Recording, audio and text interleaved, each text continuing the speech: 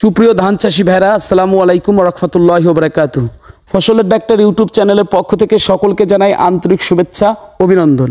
প্রিয় ধান চাষী ভাইরা, আমি গুরুত্বপূর্ণ একটা ভিডিও নিয়ে আপনাদের মাঝে আজ উপস্থিত হয়েছে। সেটা হলো ধান আমাদের লাল হয়ে বসে যায়, 15-20 দিন পর কিন্তু ধান দেখা যাচ্ছে পুরো ধান বসে যাচ্ছে লাল হয়ে, ধান ভালো শক্তি পাচ্ছে না, অর্থাৎ ধানের গুঁড়ায় মাটির নিচে প্রচুর পরিমাণ কেঁচো রয়েছে।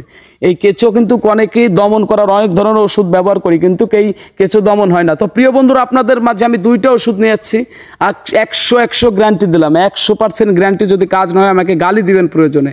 সেটা হচ্ছে হলো ক্যানোপি। আপনারা দেখতে পাচ্ছেন ইমিডাক্লোপিড গ্রুপের ওষুধ ক্যানোপি, এবং তার সাথে আপনারা দেবেন 55 ইসি সেতারা। লাস্টে আপনি সেতারা দেখতে পারবেন ডিসপ্লেতে।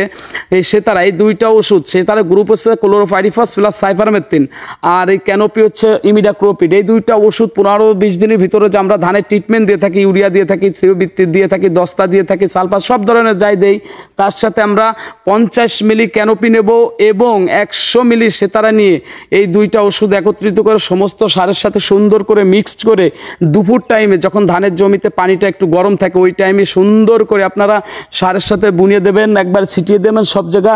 বেশি না, 10 থেকে 15 মিনিট ওয়েট করবেন। এর ভিতর দেখতে পারবেন ধানের জমিতে শুধু কেঁচো আর কেঁচো মারা গেছে। ইনশাল্লাহ ভালো থাকবেন সবাই।